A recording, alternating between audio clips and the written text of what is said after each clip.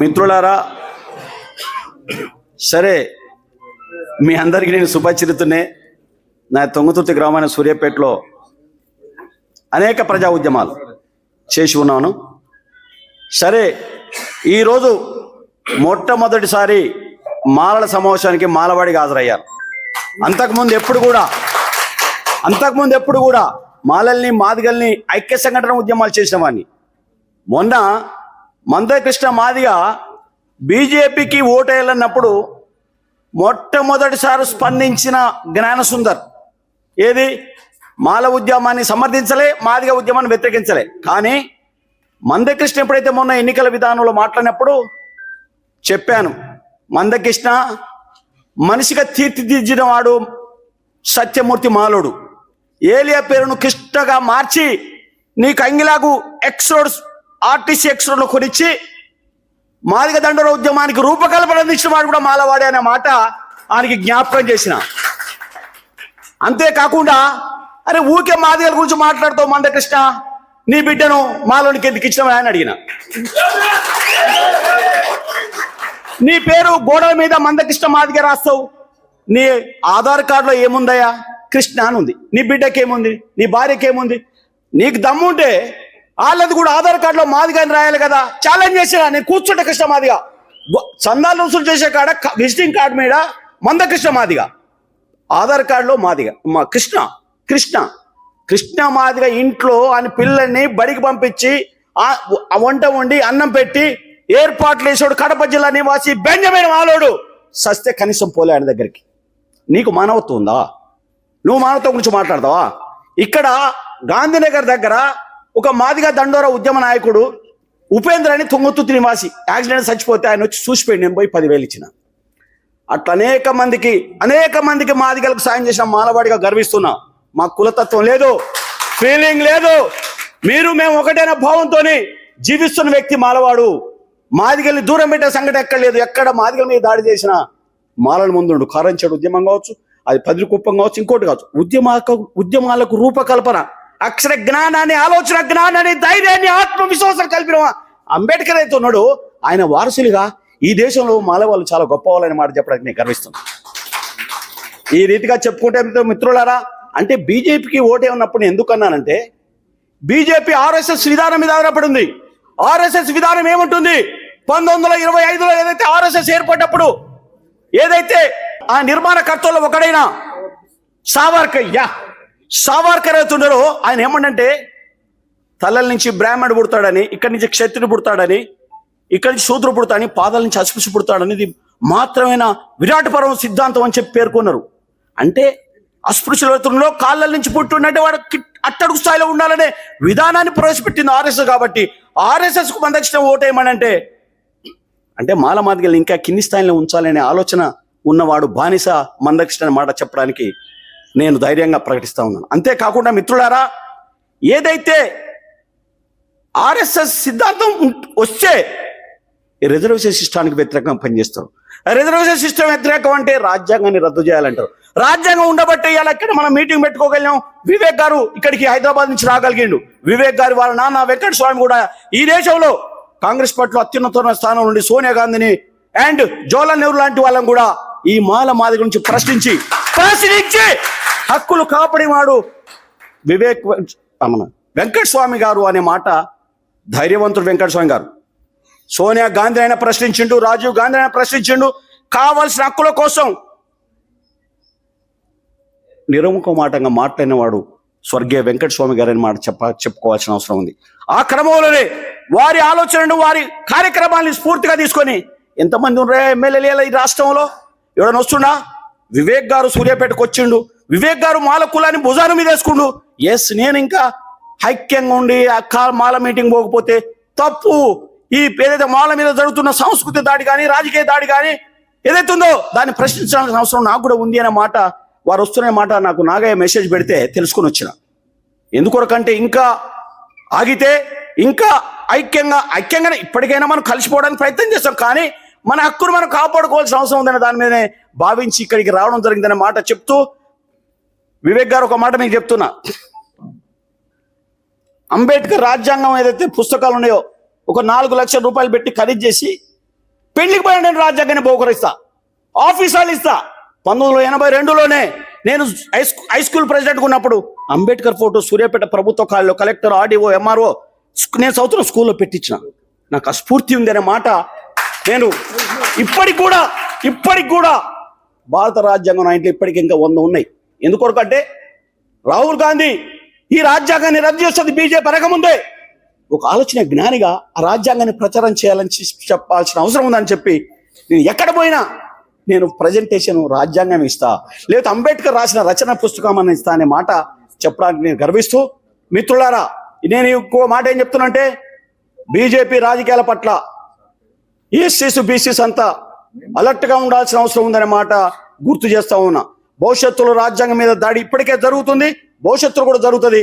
మనం అందరూ ఐక్యంగా ఉండి ఏదైతే బాబాసాహెబ్ అంబేద్కర్ రాజ్యాంగం ఇచ్చిందో దాన్ని కాపాడుకుంటే మళ్ళీ మనం కాపాడుకున్నట్టు అవుతుంది అనే మాట నేను మిమ్మల్ని అందరినీ ఆలోచన చేయవలసిగా కోరుతా ఉన్నాను. అంతేకాకుండా మిత్రులారా, ఈనాడు ఏదైతే బాబాసాహెబ్ అంబేద్కర్ ఆనాడు గాంధీ, నెహ్రూ, బోస్, పటేల్ అందరినీ కూడా రౌండ్ టేబుల్ సమావేశాలు దేశ స్వాతంత్ర పోరాటంలో ఏమయ్యా అంబేద్కర్ మేము దేశానికి స్వాతంత్రం కోసం పోరాడుతున్నాం, మీరు వస్తారని చెప్పి అడిగినప్పుడు ఎవరి స్వాతంత్రం కోసమే మీ పోరాటం, స్వాతంత్రం అంటూ ఏర్పడితే అందులో మా ప్రజల స్థానమేంది అని చెప్పి డాక్టర్ అంబేద్కర్ అన్నాడు. ఒక్కడిగా ప్రశ్నించగలిగిండు, ప్రశ్నించబట్టే భారత రాజ్యాంగాన్ని రాయగలిగిండు. భారత రాజ్యాంగం రాసిడు కాబట్టే ఈ దేశంలో ప్రజలకు అందరికీ, మహిళలకు కానీ, ఎస్సీలకు కానీ, బీసీలకు కానీ, ఆఖరికి ఓటక్కు కూడా మనకు ఆనాడు ఓటక్కు లేదు. ఇలా ఓటు వేయగలుగుతున్నాం, పోటీ చేయగలుగుతున్నాం అంటే ఏదైతే బాబాసాహెబ్ అంబేద్కర్లో బాబాసాహెబ్ అంబేద్కర్ లిటరేచర్ చదువుకుంటాం, మనం ఏం చేయలేమని చెప్పి మేము సరే ఇక్కడ మేము సూర్యాపేటలో నేను ఇక్కడ ఉన్నప్పుడు అంబేద్కర్ జయంతోత్సవాలు చేస్తే నా బండ్లో ఎక్కించుకొని ఆ సైదులు ఉండి అక్కడ మన మురళి ఉన్న వీళ్ళందరినీ కూడా నేను ఈ బండ్లో ఆ ఊర్లో మీరు మాట్లాడాలి అంబేద్కర్ గురించి నా బండ్లో నేను నా కార్లో వాళ్ళని ప్రిపేర్ చేసి ఆ ఊర్లో మాట్లాడించాను. ఆ ఊరో ఎక్కించుకొని పక్క ఊర్లో ఉపన్యాసం ఇప్పించి, ఎందుకంటే మాట్లాడడం అనేది ఆయుధం లాంటిది. మీరు మాట్లాడకపోతే ఏమీ చేయలేరు, అధికారిని ప్రశ్నించలేరు, లీడర్ను క్వశ్చన్ చేయలేరు, హక్కులు సాధించని విధానం మీద అంబేద్కర్ను చెప్తూనే ఉపన్యాసకులుగా, నాయకులుగా బర్లగాసినట్టు గొర్రెలగాసిని బట్టలు ఉత్తుకొని బండ కొట్టాను కూడా ఉదయం 5 గంటలకే నిద్ర లేపి అంబేద్కర్ చెప్పి ఉపన్యాసాలుగా ప్రిపేర్ చేయించిన సంఘటన ఉంది అన్న మాట చెప్తూ, సరే చాలా మంది మిత్రులు చాలా విషయాలు చెప్పగలుగుతారనే మాట, ఎందుకంటే మన వాళ్ళు కదిలిస్తే అందరూ కూడా సాహిత్యాన్ని, చరిత్రను చెప్పగలుగుతారనే మాట మీకు తెలియదు కాదు. ఏది ఏమైనప్పుడు కూడా ఇంకో మాట నేను చెప్తా ఉన్నాను. ఈ రాష్ట్రంలో ఏదైతే ముఖ్యమంత్రి రేవంత్ రెడ్డికి, రాహుల్ గాంధీకి అప్పీల్ చేస్తా ఉన్నాం, ఇక్కడ మాల కులం నుంచి సరైన క్యాబినెట్ లో ప్రాతినిధ్యం లేదు, వివేకుని మంత్రి చేయాల్సిన అవసరం ఉంది, వివేకుని మంత్రి చేయాల్సిన అవసరం ఉంది. నో నేను ఎందుకు అంటున్నానంటే మాల కులాన్ని మీదేసుకొని ఇవాళ ఆయనకేమవసరం మాల పక్షాన గొంతిప్పుతున్నాడు, రాష్ట్రం మొత్తం తిరుగుతున్నాడు, తన 10 రూపాయలు వాళ్ళ నాన్న ఇచ్చిందో ఆయన మేధస్సు సంపాదించిందో ఖర్చు పెట్టుకుంటూ తిరుగుతూ ఉన్నాడు, ఎవడు రెస్పాండ్ అయ్యే పరిస్థితి లేడు. ఈ విషయాన్ని నేను అనేక సార్లు రేవంత్ రెడ్డి గారితో కూడా మాట్లాడడం జరిగిందనే మాట మీకు చెప్పడానికి నేను సంతోషిస్తున్నా. భవిష్యత్తులో ఏ కార్యక్రమం ఈ సూర్యాపేట జిల్లాలో తీసుకున్నా నా వంతు బాధ్యతగా నేను ఇన్వాల్వ్ అవుతాననే మాట మీ అందరికీ జ్ఞాపకం చేస్తూ, అనేక పోరాటాలు చేశాం. నేను మందకృష్ణ సూటిగా ఒక మాట అడుగుతా ఉన్నా, మందకృష్ణ ఎన్నిసార్లు పార్టీలు మారుస్తావా? ఒకనాడు కాంగ్రెస్కి ఏమిటి, ఒకనాడు తెలుగుదేశానికి ఏంటి, మళ్ళీ బీజేపీకి ఏంటి. బీజేపీ అనేది పచ్చగడ్డిలో ఉన్న పచ్చిక పాము లాంటిది, అలా హాయిగా నిద్రిస్తాం, అది కాటేస్తుంది, మనకు తెలియకుంటే మళ్ళీ కాటేస్తుంది, మన జీవితం క్లోజ్. మందకృష్ణ మాదిగా ఈ ఎస్సీలను, అరే ఈ దేశంలో నువ్వు బీజేపీకి సపోర్ట్ చేస్తుంటే బీజేపీ ఏం చేస్తుందయ్యా, భారతదేశంలో మొత్తం ముస్లింల మీద, ఎస్సీల మీద, క్రిస్టియన్స్ మీద దాడి చేస్తూ ఉంది. ఈ దేశంలో క్రిస్టియన్స్ అంతవరు గుడికి రానివ్వని మాలవాడు, బడికి రానివ్వని మాలవాడు, బజార్లో తిరగని మాలవాడు, విద్యకు రానివ్వని మాల వాళ్ళంతా ఆత్మవిశ్వాసం కోసం, ఆత్మగౌరవం కోసం క్రిస్టియన్స్ గా మారినరు. ఎందుకు మారినరు? హిందూ సమాజం చేత ఆనాడు ఉన్న బ్రాహ్మణికల్ వ్యవస్థ హింస పెడితే చేరినరు. క్రిస్టియన్స్ మీద దాడి చేస్తున్నట్టే, మాలవాడి మీదుగా మాధవాడికి మీద దాడి చేస్తున్నట్టే ముస్లింస్ ఎవరా? ఇవాళ గొడ్డు మాంసం తింటూ చెప్పి వాళ్ళ మీద దాడి జరుగుతుంది దేశవ్యాప్తంగా. వాళ్ళంతా ఎవరు? ఎస్సీలే ముస్లింస్గా మారి దేశంలో మెజార్టీ ముస్లిమ్స్ అంతా మాలలో మాదిగలో ఉన్నారనే మాట మీరందరూ చారిత్రకంగా తెలుసుకోవాల్సిన అవసరం ఉంది. ఇవాళ మనందరి మీద దాడి జరుగుతుందంటే, వాళ్ళ మీద దాడి జరుగుతుంటే, ఎస్సీల మీద దాడి జరుగుతున్నట్టే, దాన్ని బలపరుస్తాడే మందకృష్ణ మాదిగ. చాలా ఘోరం, నేరం అనే మాట చెప్తూ, ఇప్పటికి కూడా మన హక్కుల్ని మనం ఒకడు అంటాడు 70 లక్షలను ఉంటాడు ఆయన అమ్మ బాధగిన పరిస్తే, 70 లక్షల మాదిగలు ఉంటారు, మాలలో లేరంటారు. వివేక్ గారు మొన్న అన్నాడు ఒక మాట, ఈ లెక్కలు తేల్చాలి, కమిషన్ వేయాలి. Great sir, we are salute to you. ముఖ్యమంత్రి చెప్పిండు, ఈ లెక్కలు తప్పు, మాళ్ళు ఎంతమందిరో కమిషన్ వేసి జనాభా లెక్కలు తీయాలి, మాదిగలు ఎంతమందిరో ఒక జస్ట్ కమిషన్ నియమించాల్సిందిగా ప్రభుత్వాన్ని డిమాండ్ చేసిండు వివేక్ గారు. ఈ ఏదైతే పొలిటికల్ ఏదైతే కమిటీ చేసిండో ఇది కాదు అనే మాట ధైర్యంగా చెప్పిండు వివేక్ గారు. నిజంగా కూడా కమిషన్ వేస్తే అసలు ఈ లెక్కలు మాదిగోళ్ళు ఎంతమందిరు, మాలోళ్ళు ఎంతమందిరు, సబకులు ఎంతమంది విషయాన్ని స్పష్టంగా అవుతుంది. ఆ తర్వాత పంపకాలు ప్రభుత్వాలు పెద్దలంతా కలిసి ఏ రకంగా నిర్ణయం చేస్తే ఆ రకంగా నిర్ణయాలు చేసుకుందాం. కానీ ఓంటే 70 లక్షలు, మీరు 70 లక్షల మంది ఉంటే మందకృష్ణ మదిలో ఎందుకు ఓడిపోతారా? బట్టి విక్రమార్క కులం 50 మంది ఓటర్లు ఉండరు, మాదిగలు ఎక్కువ ఉండరు. మదిలో పోటీ చేస్తే ఒక్కడు ఓటైనా మాదిగోడు మందకృష్ణ మాదకు. అరే మరి నీ మాదిగోళ్ళు ఏమంటున్నారా? కులం పేరు మీద రెచ్చగొడతా మీటింగ్ వస్తుంది, నీకు ఓట్లేదు మందకృష్ణ, నువ్వు పార్టీ పెట్టు. మహాజన సంఘర్షణ పార్టీ పెట్టిండు. ఏం చేసిండే మహాజన సంఘర్షణ పార్టీ? మాలోల మీద దాడి చేయనదా, ముస్లిం మీద దాడి చేయనదా, బీసీల మీద దాడి చేయనదా? ఏం చేసిందే?